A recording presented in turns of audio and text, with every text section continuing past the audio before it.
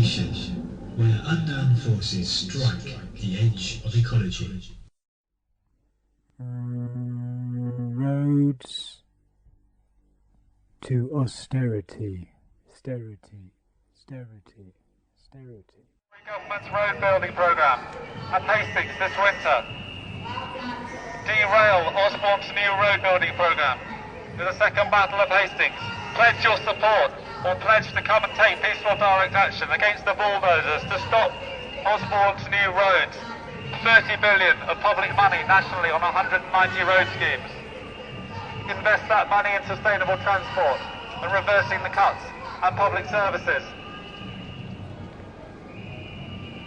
£100 million for a 3-mile road to nowhere, while local social services are being slashed. Stop the Hastings to Bexhill link road in its tracks this winter with peaceful direct action. Sign the pledge to peacefully resist the first of Osborne's roads. Derail the government's road building programmes before they've got started. And get that money switched to sustainable transport, public services and reversing the cuts. £30 billion on almost 200 roads that no one needs.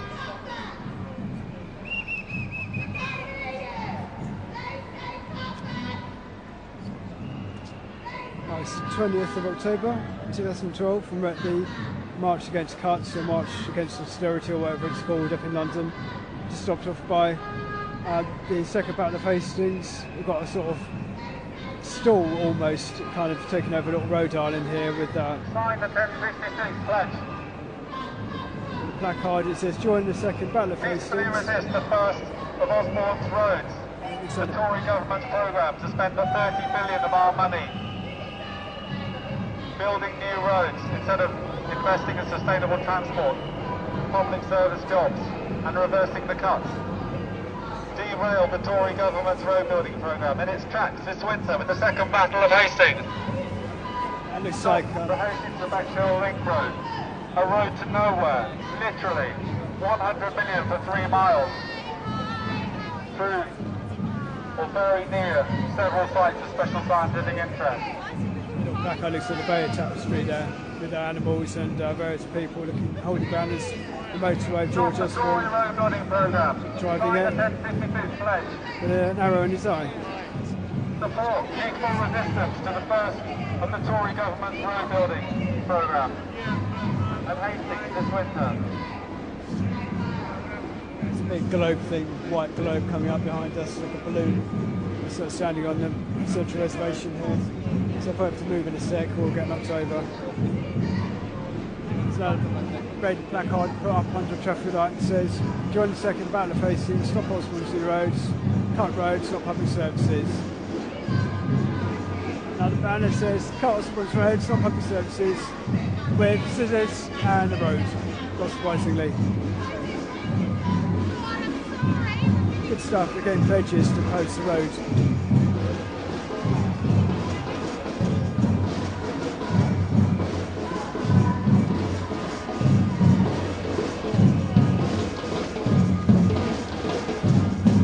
That lot I was talking about coming up behind us.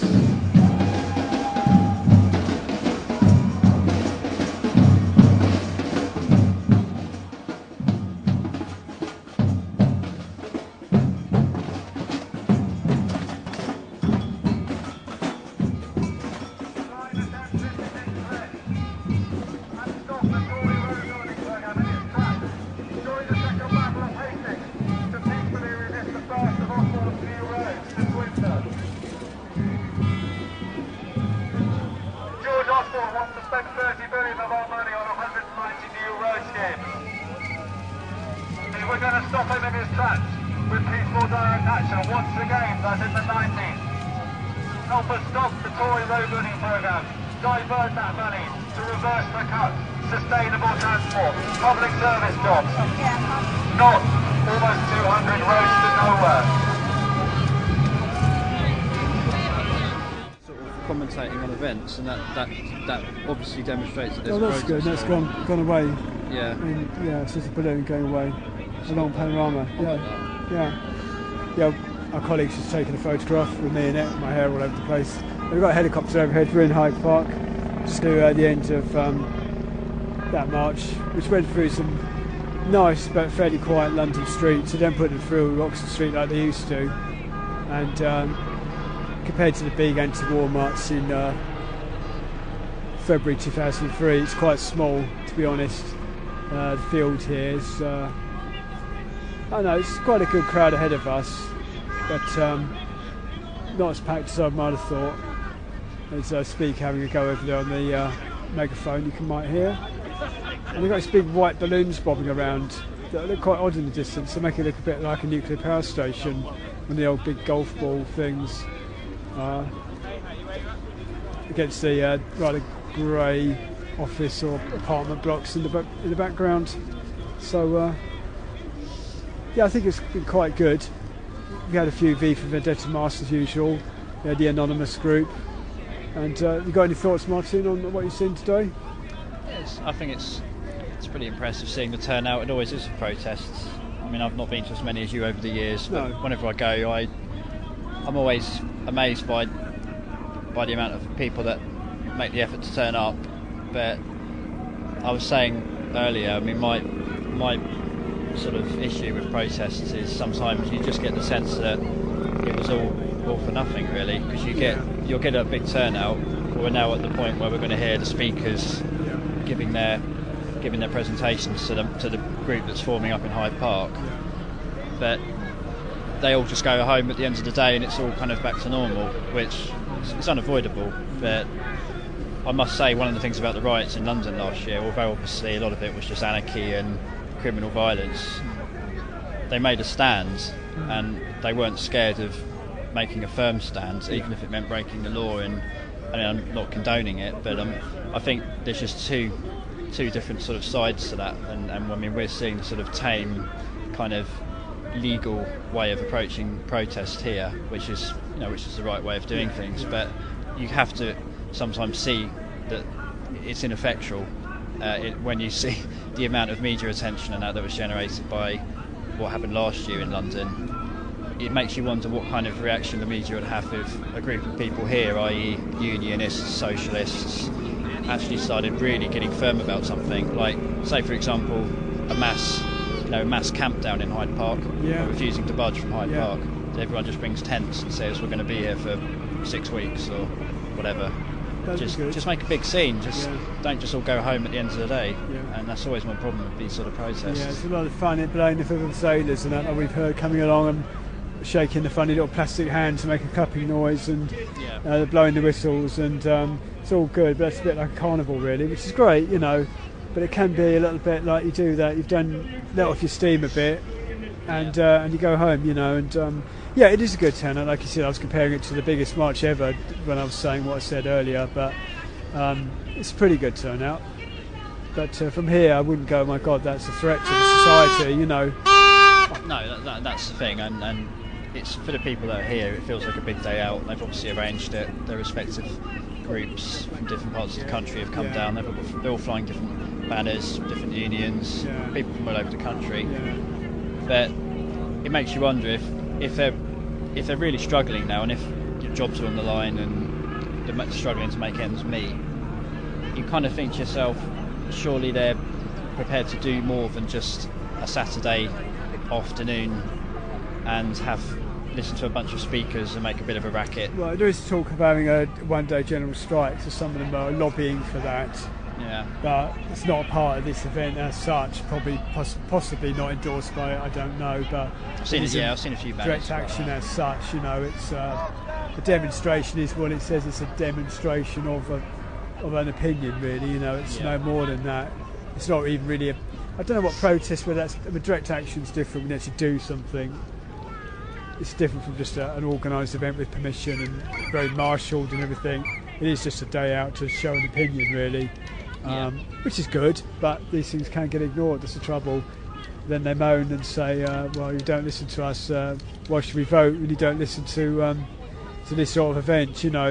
But if you expected David Miliband to come down here and give a speech and then be sort of deified, is another mask on the same face, possibly, as David Icke says, then you get the next one next year coming along and saying we're the guys who are going to help you out, and You know what I mean? It's always know what you mean. changing just changing the heads round on the little plastic soldiers. You know.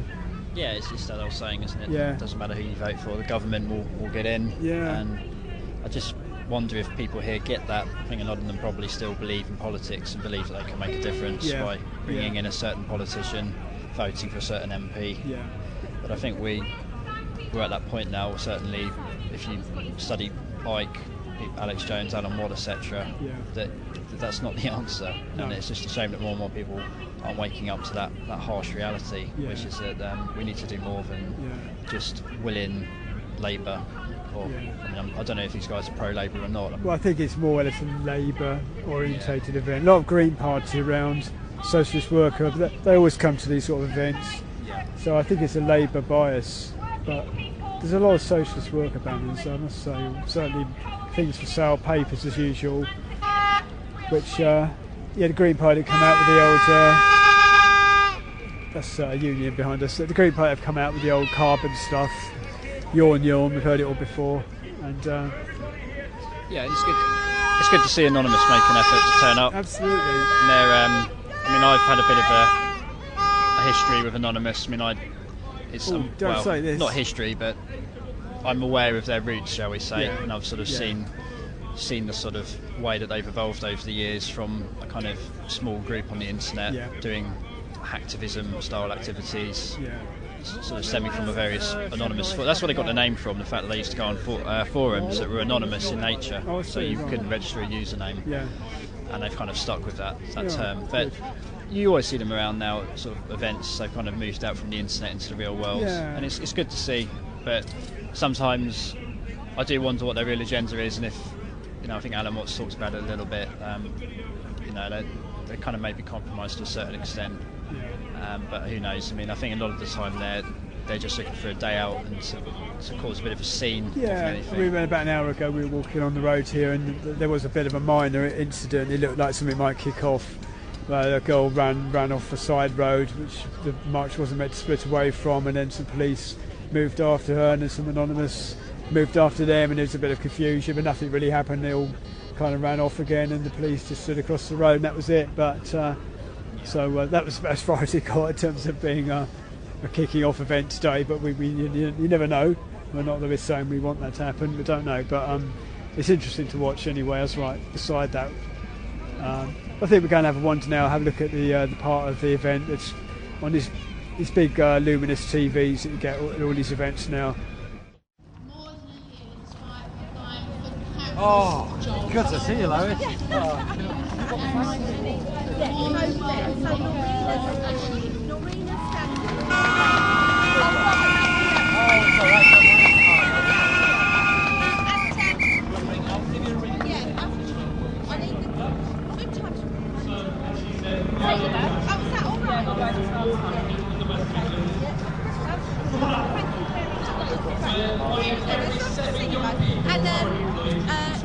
And then a date, and then we can get it. Have you seen the photos from elsewhere? Yeah, it looks brilliant.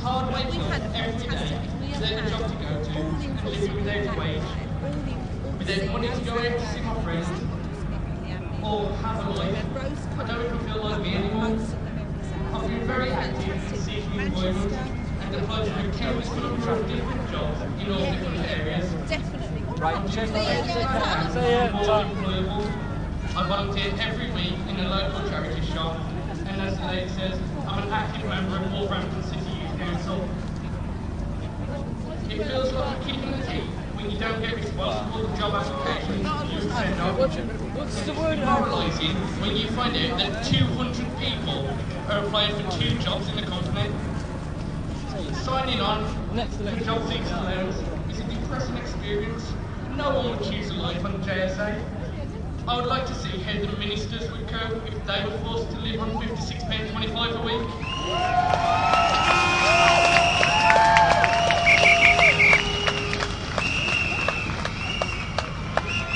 I think the government promotes the bad image of young people as lazy and not wanting to work, but that's not the reality. The fact is, the best CV in the world is worthless if there are no jobs to apply for.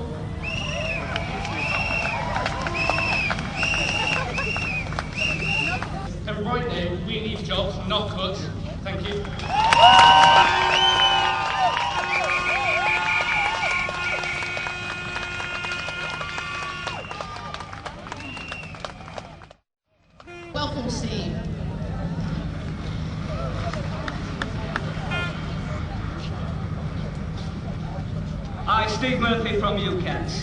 It's great to see so many people here today from all trade unions fighting injustice.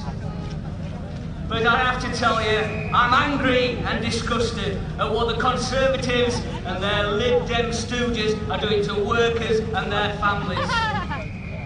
And that's why my union, I'm proud to say, voted for Motion 5 at the TUC conference. We have to take off those things off. The government cuts are destroying my industry, the construction industry. In the last 2 years, 120,000 construction workers have lost their jobs. The recession in construction has dragged the entire economy into a double-dip recession. And 1 million construction workers on the dole who could be building the houses this country so badly needs today. By reversing the cuts and investing in housing, not only will we be getting construction workers back to work, we will be giving children a decent chance in life. All children deserve a decent home, not just the privileged children of the millionaire cabinet ministers.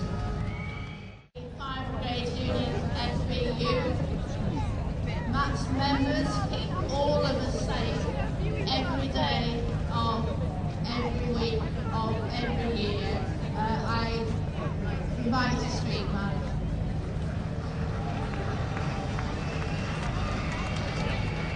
Well, brothers and sisters, comrades, greetings from the Fire Brigades Union. Now, Kevin Maguire earlier said that the police had said there was 100,000 on this march. Well, my delegation haven't even reached the park as yet, so I'd say to our colleagues in the police that there's some problem with numeracy. Perhaps it's down to the education cuts that have already been in place. There's far, far more than that on this demonstration today. Politicians like praising our members when we turn out to fires, floods, explosions and so on, but at the same time they are devastating our service up and down the country. They are closing fire stations, getting rid of fire engines, getting rid of firefighters' jobs. Just this week we hear in the press that 17 fire stations in London, in the capital city, are under threat of closure and 600 firefighters' jobs to go in the capital city. That's an utter disgrace. It's the same story all over the country, in all our towns and cities, and that will mean when David Cameron says he'll protect frontline services, what planet is he on? Because that will mean it will take longer and longer when you dial 999 for firefighters to come out and deal with that emergency. What an absolute and utter scandal. So we urge you to support us in our campaigns as we support everyone in any area of public life defending public services or fighting for a decent wage or fighting to defend their pensions, because we don't believe austerity and cuts are necessary at all. Not one cut is necessary.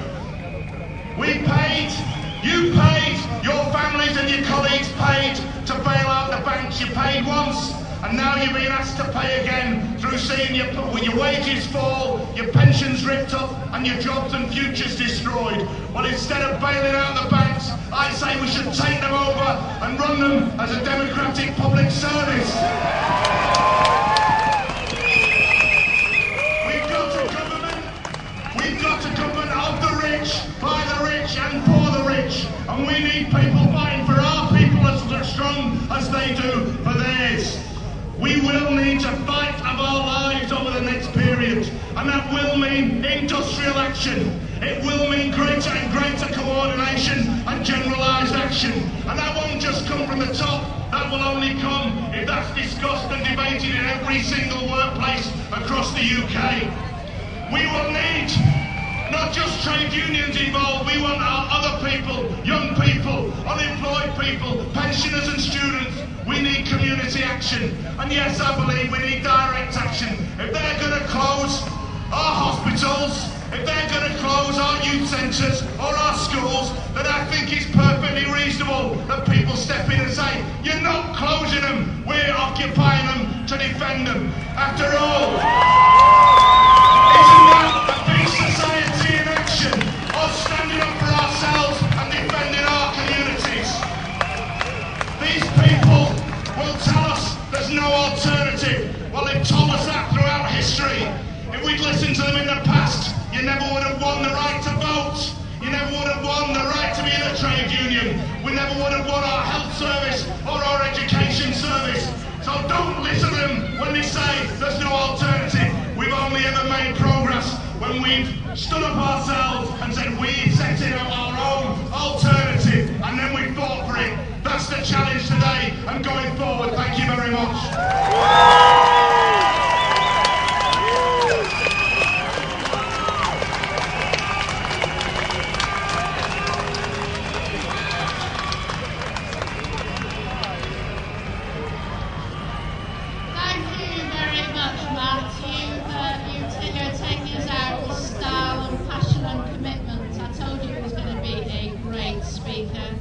Sadly, everyone, we've come to the end. I was under strict instructions. I had to wrap up by 4 o'clock, so that's what I'm going to do.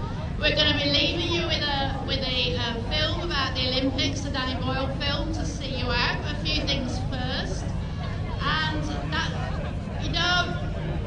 that's fine. So look, can I just say thank you, everyone, for coming today to call in a very visible way for an alternative to austerity, for a future that works. As every speaker I think has said today, we've got to all go back to our homes and our communities and start building up the campaign further. Now don't forget, if you want to stay as individuals directly linked to the campaign, you can do so by getting out your mobile phones now and sending us a text. You need to write future and then your own postcode.